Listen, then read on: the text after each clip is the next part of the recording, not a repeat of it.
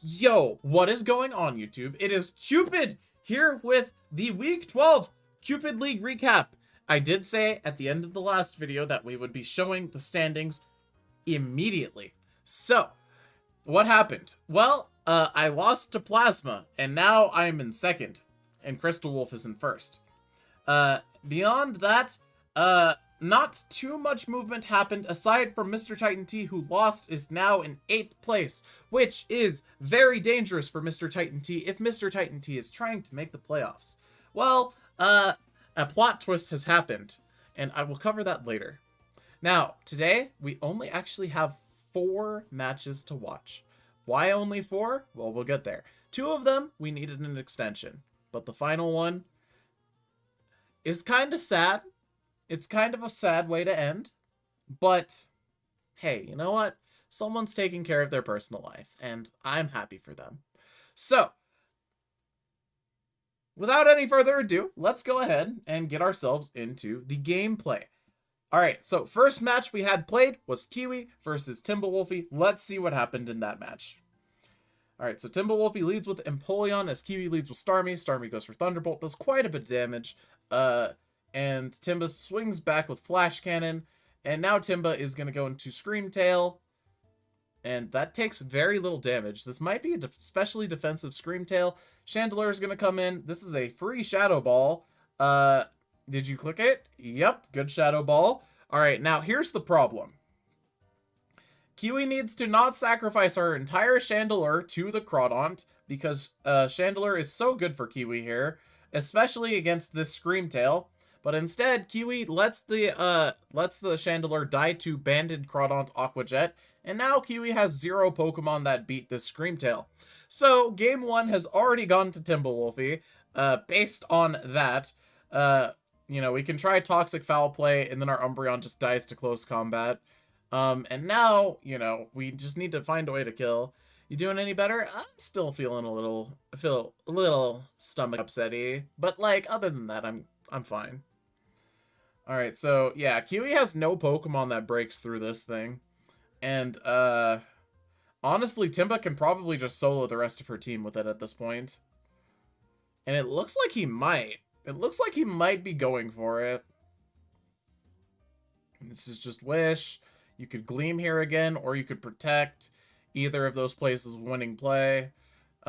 Protect was probably a little bit safer, but it doesn't matter too much. Sylveon's gonna come in. Sylveon doesn't kill this thing, but Timba is scared out by it anyway. Honestly, Kiwi could win with Sylveon here, but Assault Vest Tangrowth with Poison Jab takes 2 of those easily, 2 of those Hyper Voices. And now Kiwi's gonna go for Wish, get Poison Jabbed again, and Kiwi is gonna die if Kiwi does not go for Protect. And instead, Kiwi goes for Heal Bell, which is honestly an insane read. Honestly, a crazy read, but Crawdaunt is going to come in with Aqua Jet, do some chip again, put Sylveon back to being low. Como comes in and has Flash Cannon, which doesn't do nearly enough. And hold on a second, chat. Kiwi could win. Kiwi could win. Does this Sylveon have Toxic? No, it does not.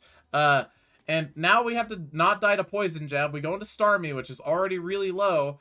And we need Ice Beam to do a lot here, but it's not going to because we're just going to switch into Scream Tail. And again, Kiwi has no Pokemon that beats this. Kiwi just does not have any Pokemon that beats this. Is this live? No, this is a replay. Kiwi does not have a Pokemon that beats this. And, yeah. Very, very slowly, Scream Tail is going to suffocate Kiwi out of this game. Timba goes into Scream Tail because, or not Scream Tail, he goes into Tangrowth because we want to get this over with faster, I guess. And we do. Very good. Alright, so game 1 goes to Timba. Pretty convincingly, I would say. Let's see if Kiwi is able to keep the Chandelure alive for game 2, so Kiwi is not instantly defeated by Scream Tail. Alright, Como lead versus Umbreon. This is not desirable for Kiwi. Clanging Scales is used, which triggers the Throat Spray. Umbreon's gonna just go for Toxic. Very strong play. Now we should probably use Wish. or die to Focus Blast, because this also has Focus Blast. Alright. Well, Sylveon's going to come in, easily survive Boom Burst at +1, and Hyper Voice easily kills that in return, as it is ×4 super effective thanks to Pixelate. And then Sylveon is just sacrificed to the Gengar, because we don't care. We don't care that Gengar has Stab super effective Sludge Wave on us. And this time, Timba maybe blunders? If Earthquake crit there, we killed the Screen Tail for free. But instead, Kiwi goes into Chandelure, makes a fantastic read, picks up a Fire Blast kill on the Tangrowth, and then sacrifices Chandelure to Scarf Gengar. But to be fair, at this point, Kiwi doesn't have a switch into Scarf Gengar. So, all of her Pokemon are perishing to the move Shadow Ball. And finally, Zebstrika, which is the only thing that had a chance of living in the first place, gets crit and dies, and Kiwi is defeated 2-0 by Timberwolfie. Congratulations, Timberwolfie, for your win. So, let's see here. Schedule. We need to put the results in. Congratulations, Timberwolfie, on the win. No one sacks their Pokemon better than me. True, Kiwi. True. Alright, next up, we have Antkiller versus Mr. Titan T. This is a very even match, I would say. I think this is a very good match. I think this match should be solid. So, let's get straight into it. We have a thunderous lead for Mr. Titan T, as Antkiller always leads Skarmory, it feels like. It feels like the Skarmory lead rate is easily 80%. And we go for Focus Blast, bring this thing to its sash, and we just... What did we do there? What did we do? Iron Head? Take no damage? And then we switch, letting the Skarmory use Stealth Rock? Why did we do that? Well, now we have Beedrill, and then we have Copy the Beedrill with Ditto, and Mantine's gonna come in, and Rain Dance is set up, and Hydro Pump, because this is a offensive Swift Swim Mantine, is gonna pick up the kill on Thundurus. Do we also have Ice Beam? No, we used Rain Dance again. Why did we do that? Haxorus picks up a kill because it is banded, and now Haxorus is locked into Outrage. Mimikyu gets a free turn, and we just go instantly for the kill with Play Rough. We want to keep our disguise intact, it looks like, just, you know, to do better against this Mamoswine. And yeah, we are gonna just full force Z move, let Snuggle forever, kill the Mamoswine. And this is a very, very winning position for Antkiller, as none of these Pokemon survive Tyrantrum Head Smash. And that Shadow Claw crit, picking up the kill on Primarina, just makes it even worse. And now the Mimikyu just has to survive an attack, and it gets off a Shadow Claw, and wow, it's almost like Destiny Bond wasn't needed there. And this Mimikyu happens to be fast, and Xatu somehow lives. I didn't think Xatu would survive, but it doesn't look like the Xatu has an attack, so Antkiller is going to pick up Game 1 over Mr. Titan T. Now, let's see Game 2 and see what happens. I mean, Mr. Titan T could have probably done a little bit better there. You know, the switching out from Thundurus against the Skarmory was really not desirable. You probably should have just killed it before it got up rocks, especially considering, you know, those rocks just sort of stayed up and you never found a window to defog. So what you should do is prevent them from going up in the first place by killing the Pokemon that's trying to set up rocks. So, Game 2, Skarmory lead again, Haxorus from Mr. Titan T. Very bad for Mr. Titan T there. Xatu's gonna come in, Magic Bounce those rocks, and now the rocks are on Antkiller's side instead. And Rock Slide comes out from the Skarmory as Xatu goes for Calm Mind and misses a Heat Wave. And the second Rock Slide kills. That's tragic if your name is Mr. Titan T. It's okay though, we have Haxorus, we're going to set up a Dragon Dance, rocks are going to go up for real this time, and we use Earthquake on a flying type. And, we're going to use Dragon Dance again, because we can't use Earthquake on a flying type. And at this point, Skarmory has physical defense investment, and that Outrage does practically nothing, even with 2 Dragon Dances. And the Skarmory's gonna win one-on-one against confused double Dragon Dance Haxorus.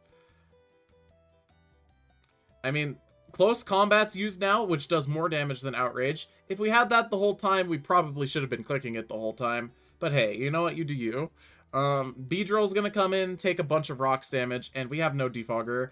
So we go for Poison Jab on a Pokemon that's immune to Poison Jab. And then we die to Brave Bird, but luckily the Skarmory goes down with us. Now at this point, this Thundurus can win, provided this Mimikyu doesn't use the Z move. Oh, well, guess what? That didn't happen. And now the Thundurus is dead. So at this point, it is Primarina plus Mamoswine, and Primarina is going to get Destiny Bonded, not kill with Moonblast, which means now that this Mimikyu has to get off an attack, Primarina is not going to lose to Destiny Bond. Very good for the Primarina. Mantine's going to come in. This is an offensive Mantine, and we're going to just keep clicking Moonblast. And if we survive Hurricane here, we're looking not bad. No Hurricane Confuse. We're picking up the kill on Mantine. And this could be fast Tyrantrum. Are we locked in? Well, it looks like Diggersby outsped the Primarina anyway and killed it with Earthquake. And it is Life Orb. So, Mamoswine's going to come in, and Mamoswine is going to get copied as Mamoswine goes for Ice Shard, and this is a Mamoswine that is trapped into Ice Shard. Antkiller picks up the win on Mr. Titan T, 2-0. Congratulations, Antkiller, on your win over Mr. Titan T. Alright, next up, we have Plasma versus Calrook. Plasma looking pretty good. Defeated me last week, even though I kind of threw a little bit, I'm not gonna lie. But yeah, here we go. Let's see if Calrook is able to stop Plasma from completely rolling him. Alright, so we have Ampharos lead versus the Cloyster. The Cloyster's gonna go for Shell Smash, as Calrook does. And we're gonna instantly have a Volt Switch into a Pokemon, probably with a priority move. We should be going for Razor Shell. That does nothing. This is a physically defensive Silvally, if I have ever seen one in my life. Conkeldurr is going to come in. We are going to go for, ideally, Earthquake. Okay, we do have Earthquake. Very good. Take a Volt Switch easily. Florges is going to come in, and we don't really have anything for this. And Calrook sacks the entire Conkeldurr to Florges because we have no Pokemon that's switching on Fairy types. It's okay though. Uxie is gonna go for Thunder Wave and Stealth Rock and Knock Off. And the Ampharos is fully healed now, thanks to the power of Wish Pass. And Calrook has no Pokemon that beat this. Calrook has no Pokemon that beat this. Calrook has no Pokemon that beat this. But it's okay. Plasma's gonna Volt Switch out. You know, maybe Calrook will have a chance somehow. Maybe there's some sort of ridiculous tech in the back for Calrook that will help Calrook to win this game.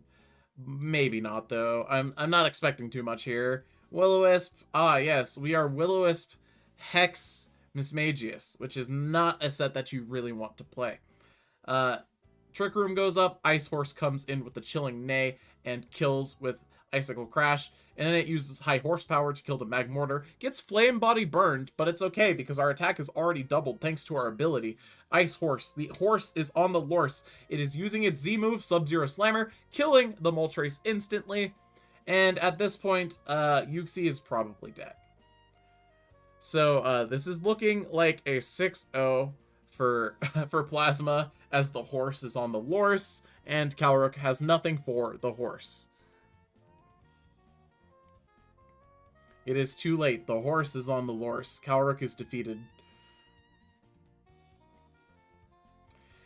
Alright, game 1 goes to Plasma, 6-0. Very strong. Let's see if Calrook is able to make any adjustments for game 2. Alright, so Calrook now leads with Uxie, as Swampert is led, and Uxie goes for knockoff to get rid of the Swampert's leftovers. Rocks go up, which means our Cloyster Sash is now irrelevant, and now both of you have rocks, which is pretty cool. Uxie could probably go for a Thunder Wave here. Yeah, I don't mind that. Multi-attack does 23%, which is non-existent damage. And we go for Thunder Wave again. Why though? Why did we go for Thunder Wave again? Well, I don't think it matters too much. We're gonna get to knock off this Florges' leftovers, which is pretty nice. Definitely hurts the Florges a lot as in terms of longevity, but like it doesn't really do too much here.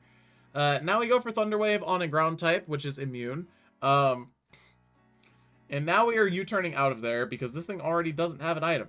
We go into Conkeldurr, and we get roared out, which brings in the Mismagius, which is probably better for Calyrex, to be honest. Now we can get a Will-O-Wisp burn as this thing goes for Flip Turn. And, yeah, that might stack up over time. But Calyrex is using Will-O-Wisp with Hex, and that is a Mega Ampharos with Toxic. Now, what is the problem with this for Calyrex? Well, for one, Will-O-Wisp reduces the Pokemon's physical attack, not the special attack. And also, Hex does less damage than Shadow Ball, provided that the Pokemon is not statused. So, this substitute Will-O-Wisp Hex Pain Split set is really, really bad in this specific matchup because, well, guess what? Now you're Toxic Poisoned and your Hex doesn't kill. And there, Shadow Ball had a chance. And now a huge Aromatherapy is used, which is going to heal all of those Thunder Waves that Calyrex worked so hard for. They're just gone now. And now Magmortar is going to go for Flamethrower as this thing uses Protect. In comes the Porygon, probably to set up Trick Room again. Flamethrower is used, does 25%, which is practically nothing. Cloyster is going to come in. This doesn't help. But hey, you know what? Silvally comes in, and it takes no damage from Cloyster, so we need to switch. And now our Magmortar gets paralyzed instead. And, yeah, Plasma is slowly but surely strangling the life out of the remainder of Calyrex's team. It's just going to take a little bit.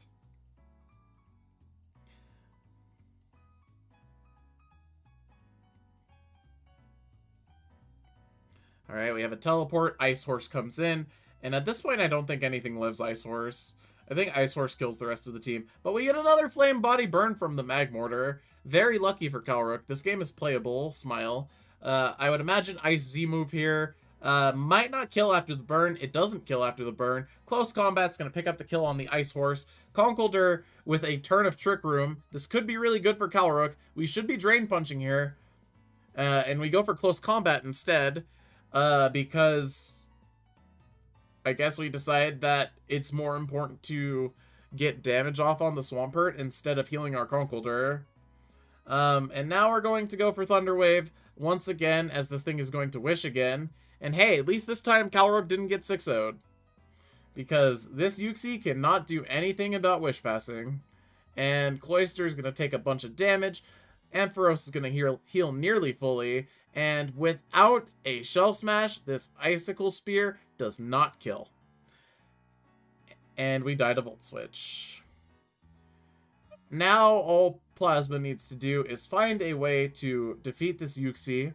And, you know, you also have an entire Florges and an entire Mega Ampharos to deal with a single Flying-type Pokemon that is also weak to Fairy. So, yeah, this is very much over. We're probably going to have a Teleport here, just bringing in the Florges. I wouldn't have gone Florges there, personally. But I guess we don't really have a good answer to the Uxie. But the Uxie uses U-turn and brings in Moltres, which dies. Oh, it doesn't die. I thought for sure that it would have died. But then Calyrex goes for Substitute, and that doesn't do anything. And Calyrex also uses his Z-move on a Pokemon with 27% HP, which was not necessary. Fiery Wrath, not going to pick up the kill. If we have a Paralysis or a Flinch, okay, hold on. Maybe this game is not over yet. Maybe it's not over yet. Maybe we can have a Flinch. Flinch! Nope, no Flinch. Alright, and Calyrex is finally defeated as Uxie cannot beat all of these remaining Pokemon. Multi-attack. If only we had knockoff for the Uxie. Oh, hold on. 8% knockoff? Paralyze him? 4% knockoff that time. We're going to get rid of the rocks, because they're useless at this point. Ampharos comes in. This could be a blunder of an entire game. Knockoff does 8%. Calyrex needs a crit knockoff. Knockoff does 8%. Thunderbolt doesn't kill. We get paralyzed. Are we faster? No, we are not faster after the paralysis. That was kind of close. Like, honestly, that second game was kind of close. But Plasma is able to clean it up in the end. Congratulations, Plasma, on your 2-0 win over Calrook. Alright, and we are down to our final match that we have for the recap. Why are we down to our final match that we have for the recap? Well, we have a couple of matches that need an extension. Bento and Wisty haven't played, and Juvenile and Zexel haven't played. And there is one final match that I was going to go over after this match. Myself versus Crystal Wolf. So, let's watch the final match of the recap, and then we will go ahead and discuss what happened. Alright, Kitsune, game 1 leads the horse as, wow, words are hard, aren't they? Horse is led versus Tinkaton. Tinkaton switches out as Horse goes for the water Z move. In comes Gyarados on the water Z move. Gyarados tries to get off a Z move of its own as Alomomola comes in, takes no damage, Alomomola gets off Toxic on the Delmise as Gyarados is forced out, and tragically for Fabled, this is a very physically attacking team. And Alomomola does quite well against those. And Muck does well against the things that Alomomola doesn't handle very well from Fabled's team. Especially after knockoff Poison Touch. But Seismitoad has Refresh to heal its own poison. Very interesting. Very, very interesting. We go for Strange Team. Doesn't pick up the kill. Tinkaton's going to come in on the Weezing at this point. Strange Team is used again. No Tinkaton confusion. This is a free Gigaton Hammer. But we go for Rocks. Probably a better play overall. But staying in on this Alomomola and letting it Scald Burn us is very bad. And, well, we did that exact thing, didn't we? So Seismitoad's going to come in. I don't know if this Seismitoad is Water Absorb or not. But at this point, we are a physical attacking Seismitoad, which is not what you want when you're fighting a Mega Steelix. Darmanitan's going to come in. And Fabled really is just all in on the physical attacking side of things and goes for Flare Blitz, trying to pick up a kill on the Steelix that would have probably survived anyway. Alomomola just comes in, eats that like a feast, and gets a Scald Burn on the incoming Gyarados. This game is over. This is over. This game is already over. We have a Wish Pass into the Rock Snake, as Bounce is not really a move you want to click. You want to use Bounce as a Z move. And then you want to ideally spam Dragon Dances, Waterfalls, and Earthquakes. You don't want to go for Bounce. But since you're burned, I guess it doesn't really matter anyway. Fable doesn't really have any Pokemon that beat this. So, yeah. It's only a matter of time. I mean, even a switch into Dracozolt probably does it at this point because of Bolt Beak. And as long as you don't miss, I think Bolt Beak kills everything, because Delmise is at half. But I could be wrong about the Delmise, but I know for a fact Tinkaton's not living, Darmanitan's not living, and I'm also pretty sure that Mega Heracross will not live either. Alright, we have Mega Heracross, Mega Evolving and going for Swords Dance. Gyro Ball does a lot, but after a Swords Dance, the Rock Snake dies to one close combat, but now we're slower and we're dead. We're dead. Look, it's that Pokemon that I just said killed most of our team. Bolt Beak.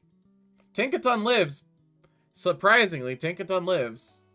I didn't think Tinkaton would be able to survive that. But it's okay because we're faster and a second one will kill. Darmanitan's going to come in with a Flare Blitz and die to... Oh, it lived Bolt Beak because it went first. Alright, but this is a trade in the end because of the percentage. Now, at this point, Keldeo comes in. Keldeo, not exactly the strongest choice there, I don't think. But we have Air Slash for the Delmise, so what am I saying? I'm wrong. I'm wrong and I'm dumb. Kitsune picks up the kill. Alright, and Kitsune gets game 1 pretty convincingly. 4-0 win. Very hard to break through Kitsune's defensive core. So now we have game 2. Let's see how Fabled is able to adjust. Well, this time Fabled leads with the Gyarados and should be Dragon Dancing and, Mega Evolving. Well, no, this isn't Mega Gyarados. What am I saying? This is, you know, Dragon Dance. Yeah, I'll be real, I wanted the Aggron, but you took it, so I settled for Steelix. I see. So we have up a Dragon Dance, and we were trying to pick up a kill on the Steelix there, but we didn't succeed, and we do make a good switch to not get our Gyarados Toxic Poisoned, and instead we make our only defensive Pokemon on the team get Toxic Poisoned instead. Not really what you want. Earthquake, not gonna kill the Steelix, and Wish Pass to the Steelix, and it's back to full. Our Gyarados died for nothing. But we make a predictive play. We go for Grass Knot in the incoming Alomomola, but we don't seem to have enough special attack to pick up a kill on anything. So, you know, we're just going to switch between Alomomola and Mega Steelix until all of our Pokemon are fully healed, and the Seismitoad dies to Toxic Poison. Now that the Seismitoad is at 4% and dies to Stealth Rock's damage, we decide to switch it out. And then we go into Gyro Ball Mega Steelix, and Heracross gets off a close combat, does 61%, and dies to Gyro Ball. This Mega Steelix is very, very bulky Pokemon. And we have an Alomomola to wall this Darmanitan until the end of time. And yeah, it looks like Fabled has basically already resigned this game, as there is no way that Fabled's team is going to be able to break through this Alomomola at this point. So Doublade's gonna come in. It's just looking rough. Hello, Redgates. Welcome to the stream. I'm recording a YouTube video.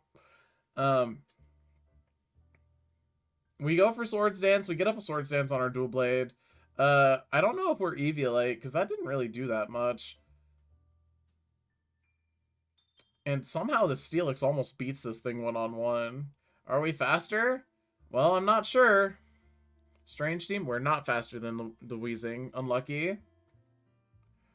Tinkaton's gonna come in. All you have to do is go into Steelix here, or Alomomola. Either of those work. Either of those work. And very tragically, it's just, this is just over. It's over. Fabled has been, you know, sort of defeated. Can I redeem Apocalypse or no? I won't stop you, but I'm not gonna acknowledge it. Hi, Cupid. Hello, my fate. Welcome to the YouTube video. Alright, Boltbeak says GG. And there is Boltbeak. Oh, Darmanitan? Earthquake, faster, but doesn't kill. Boltbeak. And one more for good measure. And that'll do it for Kitsune.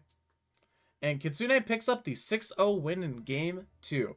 And that is the final match of the Cupid League recap.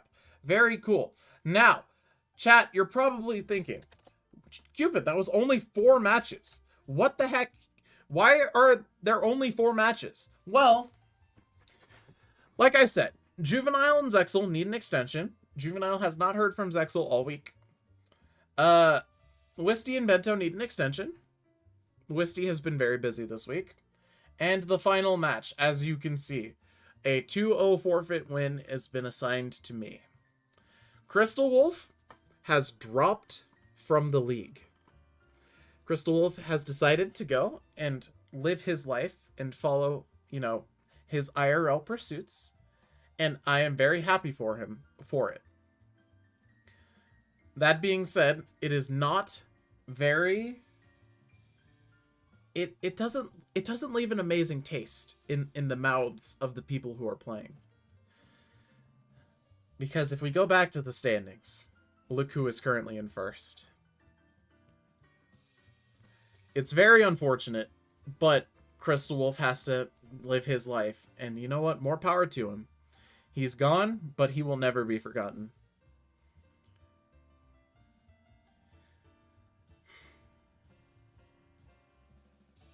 But that concludes the Week 12 Cupid League recap. I hope you all enjoyed, and I will see you all for the next video. Later.